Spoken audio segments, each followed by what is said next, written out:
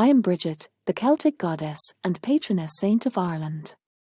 I am the goddess of spring, fertility, healing, poetry, life and learning. My name has many spellings and translates as fiery arrow. My feast day is February 1st, which is also the first day of spring. According to legend, I am the daughter of Dagda, who was the head of the Tuatha Da Danann. My symbol is the cross, which is woven from straw or rushes and is hung by the door or in the rafters to ward off evil. A new cross is made every year and the old one is burned to protect a house from fire. The legend of my cross came from a story of an old pagan lord who was on his deathbed and his servants asked me to come and sit by his side to calm him. I did as they asked and comforted him, and in an effort to help him understand his new faith, I picked up some rushes from the floor and wove an intricate cross. I am also known as a powerful leader who founded the Abbey of County Kildare and several other convents for nuns. There are many stories of my life, but the most well-known story was when I approached the King of Leinster, requesting some land on which to build a monastery in Kildare, as it was near a lake, where water could be easily got, in a forest where there was firewood and near a fertile plain on which crops could be grown. But the king refused to give me the land.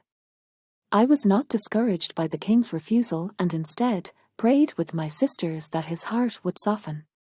I made another request to the king for the land and asked him to give me as much land as my cloak could cover.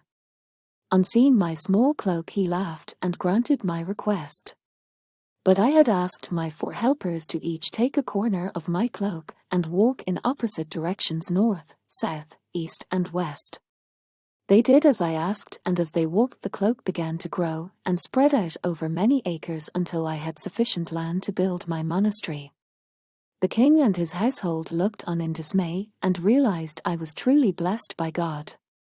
The king became a patron of my monastery and assisted me in offerings of food, money, and gifts, and later converted to Christianity.